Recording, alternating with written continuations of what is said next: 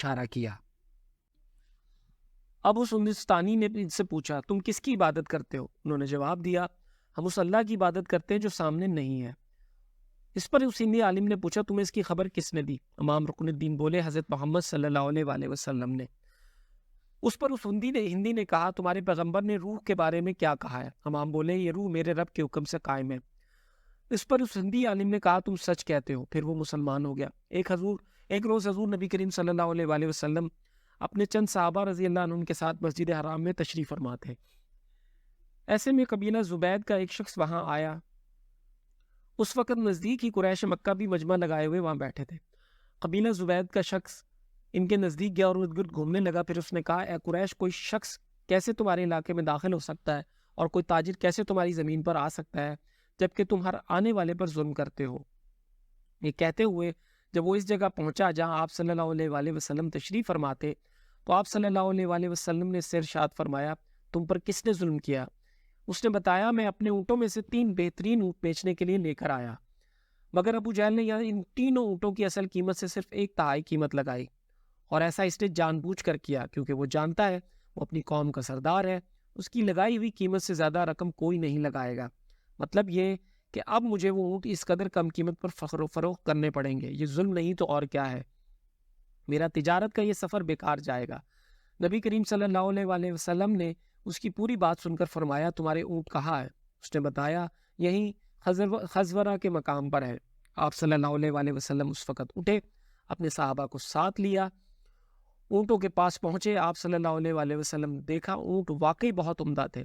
آپ صلی اللہ علیہ وآلہ وسلم نے اس سے ان کا بھاؤ کیا اور آخر خوش دلی سے سودا طے ہو گیا۔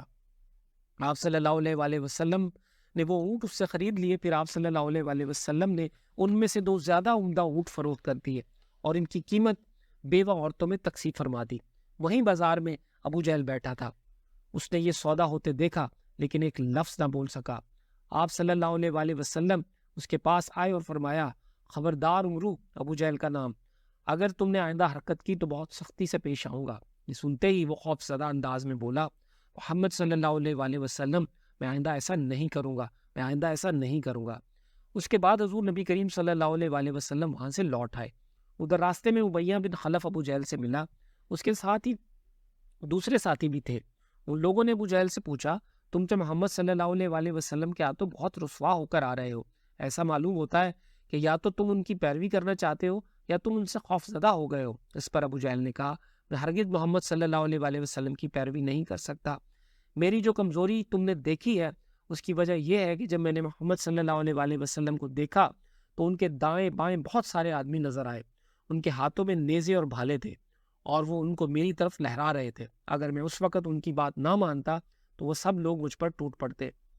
ابو جہل ایک یتیم کا سر پرست پڑا، پھر اس کا سارا مال غصب کر کے اسے نکال باہر کیا۔ وہ یتیم حضور نبی کریم صلی اللہ علیہ وآلہ وسلم کے پاس ابو جہل کے خلاف فریاد لے کر آیا۔ حضور صلی اللہ علیہ وآلہ وسلم اس یتیم کو لیے ابو جہل کے پاس پہنچے۔ آپ صلی اللہ علیہ وآلہ وسلم نے اس سے فرمایا اس یتیم کا مال واپس کر دو۔ ابو جہل نے فوراً مال اس لڑکے کے حوالے کر دیا۔ مشرکین کو یہ بات معلوم ہوئی تو بہت حیران ہوئے۔ انہوں نے ابو جہل سے کہا کیا بات ہے، تم اس قدر بزدل کب سے ہو گئے کہ فوراً ہی مال اس لڑکے کے حوالے کر دیا؟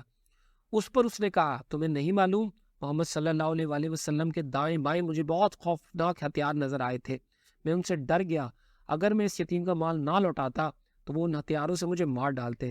قبیلہ خشم کی ایک شاخ اراشا تھی، اس کے ایک شخص سے ابو جہل نے کچھ اونٹ خریدے لیکن قیمت ادا نہ کی۔ اس نے قریش کے لوگوں سے فریاد کی۔ ان لوگوں نے حضور نبی کریم صلی اللہ علیہ وآلہ وسلم کا مذاق اڑانے کا پروگرام بنا لیا۔ انہوں نے اس اراشی سے کہا تم محمد صلی اللہ علیہ وآلہ وسلم کے پاس جا کر فریاد کرو۔ ایسا انہوں نے اس لیے کہا تھا کہ ان کا خیال تھا کہ حضور نبی کریم صلی اللہ علیہ وآلہ وسلم ابو جہل کا کچھ نہیں بگاڑ سکتے۔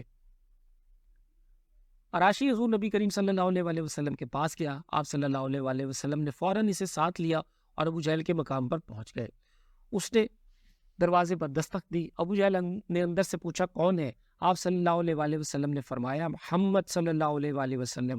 ابو جہل فوراً باہر نکلا۔ آپ صلی اللہ علیہ وآلہ وسلم کا نام سنتے ہی اس کا چہرہ زرد پڑ چکا تھا۔ آپ صلی اللہ علیہ وآلہ وسلم نے اس سے فرمایا اس شخص کا حق فوراً ادا کرو۔ اس نے کہا بہت اچھا، ابھی لایا۔